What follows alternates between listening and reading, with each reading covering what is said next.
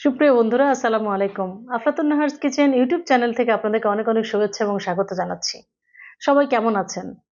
গত থার্সডে টিপসে আমি ঐতিহ্য এবং ঐতিহ্যবাহী শব্দ নিয়ে ডিটেলস আলাপ করেছি এবং ঐতিহ্যবাহী রান্না নিয়েও আপনাদের সাথে অনেক কথা শেয়ার করেছি। এরই ধারাবাহিকতায় আজও কিছু কথা শেয়ার করতে যাচ্ছি। প্রতিদিন অনেক অনেক রান্না বিষয়ক বই বাজারে আসছে। এই বইয়ের বেশিরভাগই ট্র্যাশ, কারণ এইসব বইয়ে তথ্য বা উপস্থাপন অনেক অনেক ত্রুটিযুক্ত। তেমনি একটি বইয়ে সংযুক্ত রেসিপি নিয়ে আজ কথা বলতে এসেছি। বাংলাদেশের ঐতিহ্যবাহী রান্নার তালিকায় যখন পর্দা বিরিয়ানির নাম দেখলাম, তখন সত্যি আমি চমকে উঠেছি। মনে হচ্ছিল ইংরেজ কবি ও নাট্যকার শেক্সপিয়ারকে কেউ বাংলাদেশের নাগরিক বলে স্বীকৃতি দিয়ে দিলেন, কিংবা শরৎচন্দ্রকে ইংরেজ কথাশিল্পী। এমনই বিস্ময়কর তথ্যে ভরপুর তথাকথিত ঐতিহ্যবাহী রান্নার বইগুলো। সুপ্রিয় বন্ধুরা, গত 9 জানুয়ারির ইউটিউব পোস্ট এবং ফেসবুক লাইভের পর অনেকেই আমার সাথে ব্যক্তিগতভাবে যোগাযোগ করেছেন এবং তাদের প্রতিক্রিয়া ব্যক্ত করেছেন। অনেক বন্ধু পোস্টে কমেন্ট লিখতে দ্বিধান্বিত হয়েছেন, rather they prefer to share thoughts over the phone. আমি তাদের কাছে কৃতজ্ঞ। তারা তাদের মূল্যবান প্রতিক্রিয়ায় আমার মতামতকে সাধুবাদ জানিয়েছেন। আপনাদের অবগতির জন্য পর্দা বিরিয়ানির অরিজিন অ্যান্ড হিস্ট্রি তুলে ধরছি।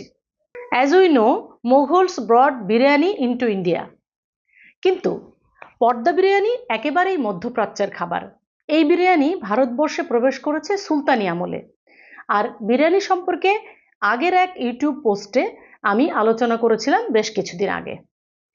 মুঘল সম্রাজ্ঞী নূরজাহান সৈন্যদের ব্যারাক ভিজিট করেছিলেন। করতে গিয়ে পারস্য এবং আফগান দেশের বিরিয়ান রেসিপি ওদেরকে খেতে বললেন।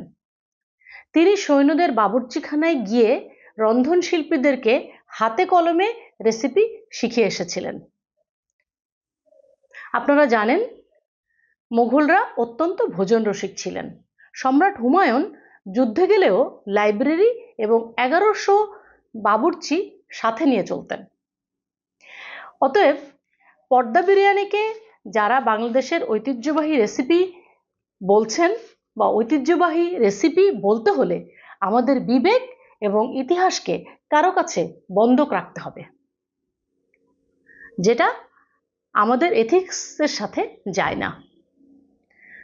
আমরা আমাদের ঐতিহ্য, আমাদের মূল্যবোধকে সম্পদ মনে করেই আমরা আমাদের পথ চলা পথকে এগিয়ে নিয়ে যাব।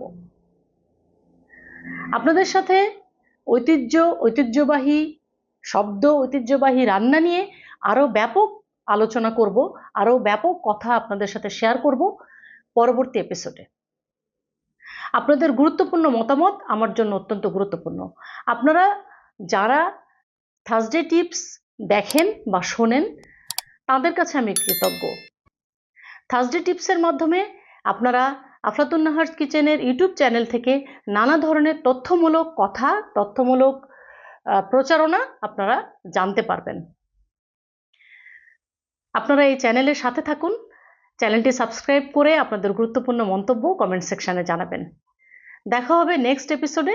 সে পর্যন্ত সবাই ভালো থাকবেন। স্টে ব্লেসড, ইট হেলদি।